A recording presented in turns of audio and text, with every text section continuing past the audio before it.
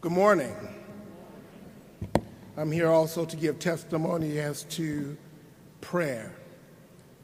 Prayer, our empowerment. From North Carolina perspective, our vision 2020, we say that we want healthy churches, glorifying God through prayer, loving relationships, leadership development, and harvesting. Our prayer goal is to have spiritually passionate people, houses of prayer, always engaged in touching heaven for the divine provision to carry out the kingdom mandate on earth, maintaining a strong connection to heaven. The Bible tells us that men must always, or ought always, to pray. As a result, we want a praying people in North Carolina. Some of our prayer emphasis include a weekly hour of power, and we also have upper room prayer cells at local churches. Annually, we partner with Bishop Howard for his 20 days of seeking, and then we hold a 40-day prayer consecration, seeking God for our cities. We hold annual or biannual solemn assemblies, and then we hold regional solemn assemblies. Our pastors are challenged to preach on prayer at least 4 times a year as a priority. Prayer is power, its purpose, and its priority. And we're in the process of looking for a prayer coordinator to help us coordinate more prayer efforts in the state. What do we pray about? Well, we pray about our worship to God. We pray about our love to God. We pray about our love for our fellow man.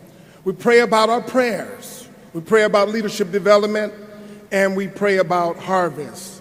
We set some benchmarks, and one of the benchmarks that we set was we wanted at least 20% increase in Christ and salvation experiences in our churches across the state.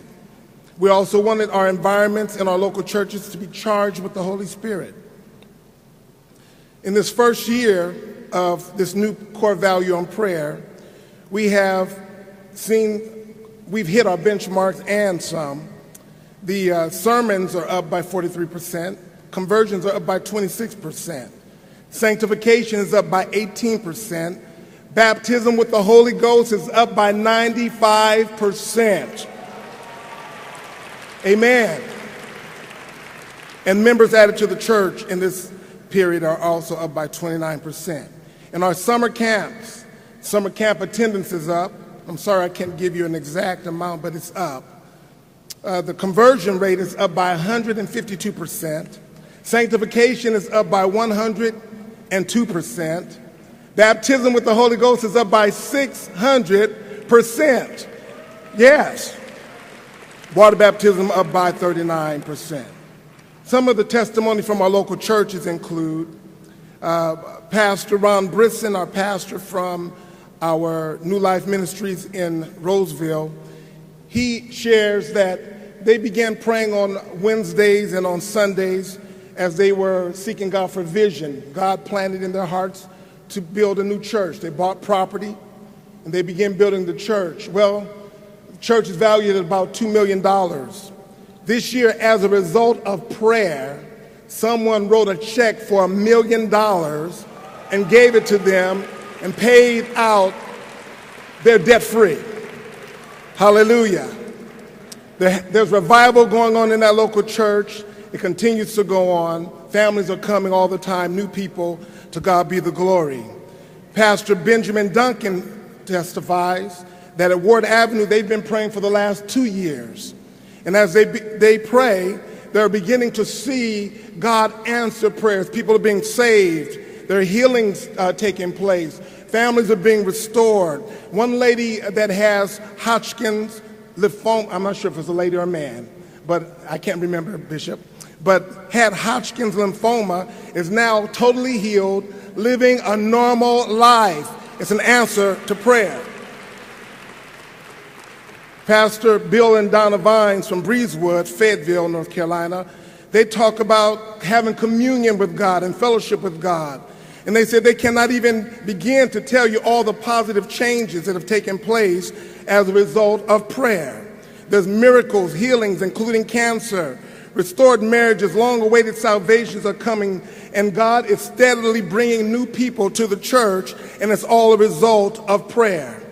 Finally, Bishop Michael and Pastor Janice Roseborough of Greater Vision in Smithville, North Carolina, they share that at Greater Vision, we believe that in order to move the hand of God, we must first capture the heart of God. And prayer is fundamental. We have fostered a vibrant lifestyle of prayer through in-depth Bible study, corporate opportunities to pray together, monthly all-night prayer meetings, midweek intercessory prayer, and then 9 o'clock every Sunday morning, they have a prayer. Because of this, the blinded eyes are being opened, the deaf ears are being opened, people are being healed, people are being delivered, and I want to close my session with a little video where you're going to see a lady who was blind receive her sight. To God be the glory. Church, let's continue to pray. Every promise, every promise, every promise, every promise, every promise, every promise, every promise.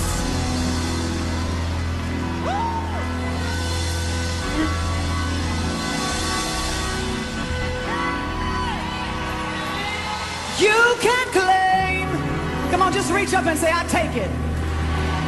Just ask it in His name. Jesus, Jesus, Jesus, Jesus, Jesus, Jesus, Jesus, Jesus, Jesus, Jesus, Jesus.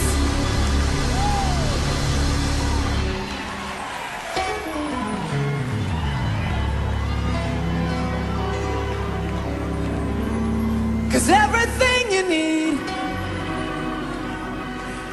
He's already provided.